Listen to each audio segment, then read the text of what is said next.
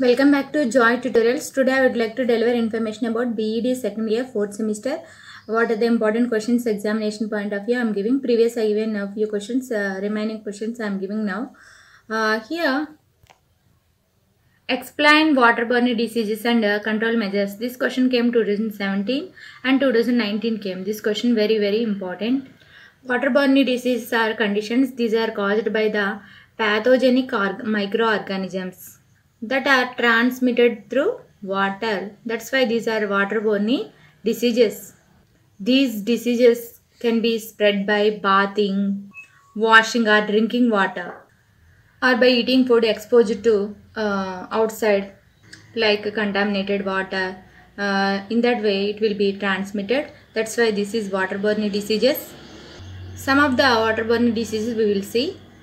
First one we will see cholera. Cholera is infection of large intestine. Okay, large intestine means it is digestive tract is there na, mouth, esophagus, stomach, large intestine, small intestine. Okay, this is a digestive tract, attacks digestive tract. Infection of large intestine. Here it releases some toxins. Cholera is an acute epidemic infectious disease. Acute epidemic infectious disease, cholera. During 19th century, cholera spreads across the world. Its original reservoir is the Ganges Delta in India. Ganges Delta in India. The germ responsible for cholera discovered by twice. First by the Italian physician. His name Filippo Passini. Italian physician. During an outbreak in Italy, that means Florence, Italy in 1854. Independently by Robert Koch in India in 1883. Thus favoring the germ theory over the machine theory of disease. It is characterized by watery diarrhea, extreme loss of fluid and electrolytes and severe dehydration, etc. It can be fatal. It is characterized by Vibrio cholerae. It is estimated to affect about 3 to 5 million people by each year, and it causes over 1 lakh deaths worldwide. So it can be fatal. Cholera is prevalent in United States. Cholera is prevalent in United States in 1800s, but now rare it is. Why? Because sanitation facilities are available. There is well developed sanitary facilities. Only around 1 in 20 cholera infections are severe. Only 1 to 20 cholera infections are severe. And in high percentage of infected people show no symptoms. Cholera is characterized by watery diarrhea. Na? So here you have to remember what is diarrhea, what is dysentery. Okay. Here dysentery caused by Shigella bacteria. Dysentery caused by Shigella bacteria causes shigellosis, blood in stool. Shigella bacteria causes shigellosis, blood in stool. Okay. Diarrhea means it is a group of bacteria. Diarrhea means group of bacteria. Dysentery means only one bacteria. It causes shigellosis. Diarrhea means a group of bacteria. Here incubation period we can say incubation period during this period it will rapidly increases so many number of bacteria. Incubation period of cholera between 2 hours and 5 days. 2 hours and 5 days it will rapidly increases population. Large volumes of explosive diarrhea. Sometimes it will cause vomitings. Large volumes of explosive water diarrhea also called rice water stools. Vomitings, nausea, abdomen pain, etc. These are the characters.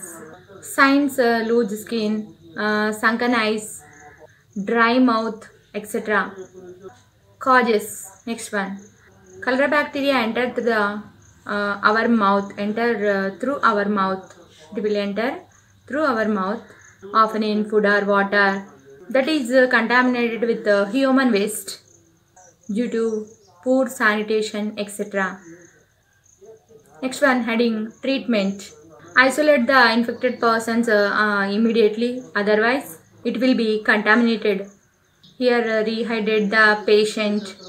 Adequate intravenous fluids. Have to adequate patient in extra intravenous fluids like ORS solution. That ORS solution we will get from medical shops. Otherwise, we can prepare at home. ORS means oral rehydration solution. Next, and we can give antibiotics. We have to observe vital signs every hour. The patient should take watery foods like rice congee, buttermilk, etc. This is treatment. Next heading, preventive and control measures. Surveillance and investigation of all cases of diarrhea, washing fruits, vegetables. If a person dies, the person should be wrapped with soaked seed in 2% Lysol and disposed of by burning, chlorination, proper hand washing, etc. This is preventive and control measures. Prevention is better than cure, na? That's why we have to take preventive and control measures. This is all about cholera. Side headings are important. Then you have to write that all information. You will write side heading means you will get impress examiner. Then you will get half of the marks like that. Then you have to write body of information. Next one, typhoid fever.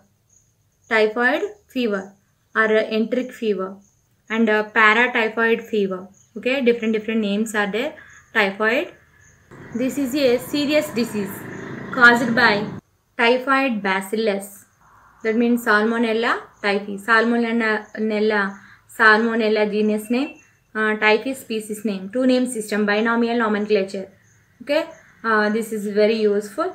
Then we can easily identify which type of bacteria. Like that, Salmonella typhi. Genus name, species name. Two name system, binomial nomenclature. This typhoid is caused by Salmonella typhi. This is typhoid bacillus.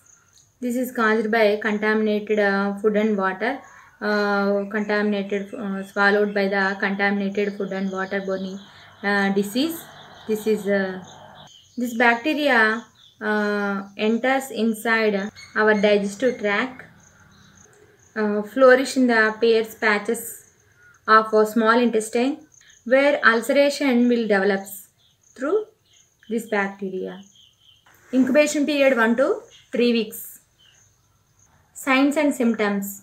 Prolonged episodes of fever, 39 degrees to 40 degrees temperature.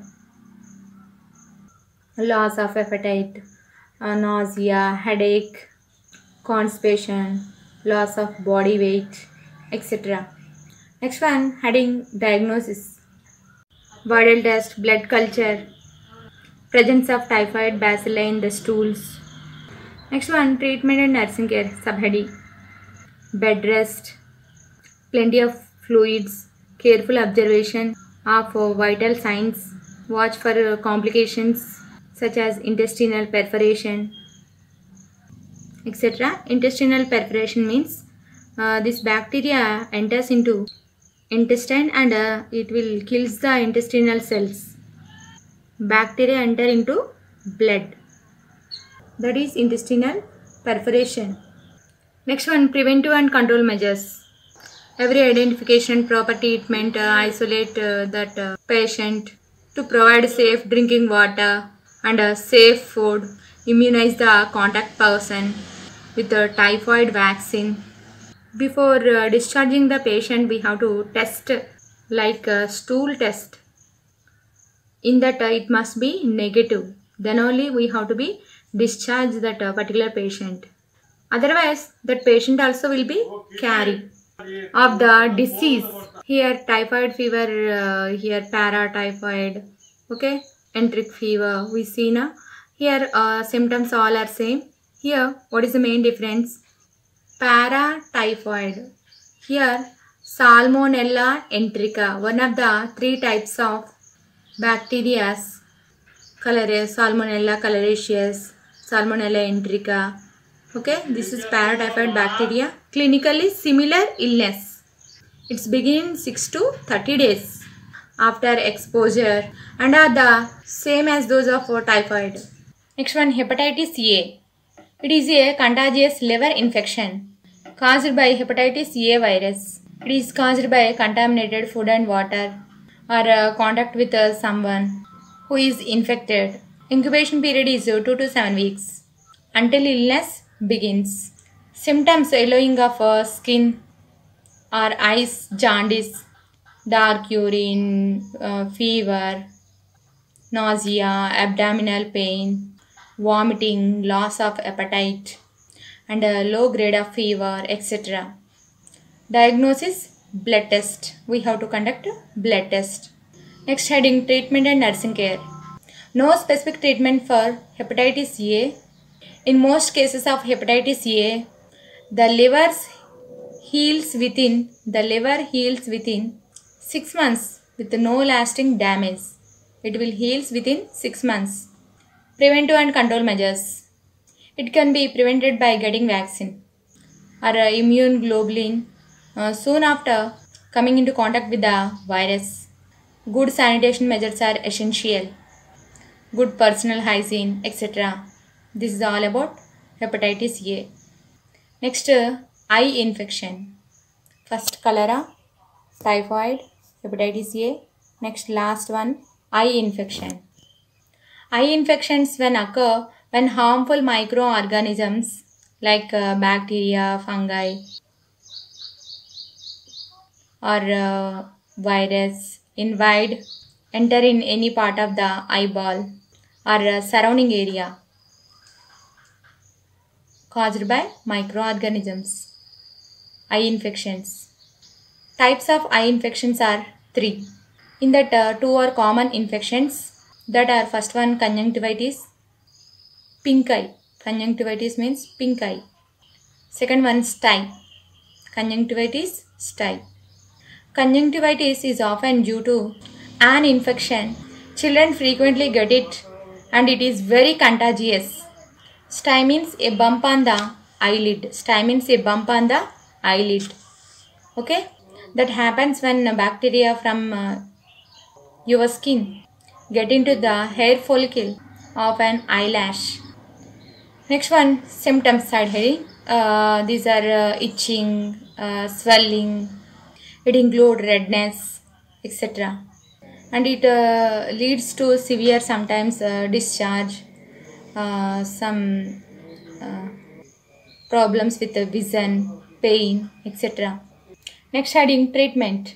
It depends upon the cause of infection and may include compresses, eye drops, antibiotics, etc. Next one, precautionary measures like taking purified water, food, keeping surroundings hygiene, maintaining personal hygiene, not eating stale food, etc. The affected people given have to proper medication, etc. This is about eye infection. In this, first one conjunctivitis, stye. These are all waterborne diseases. Okay, these are very very important. 2017 came, 2019 came. Important question. If you want more updates about online classes, you can like, share, subscribe to my channel. If you have any doubts, you can comment in comment box. Thank you.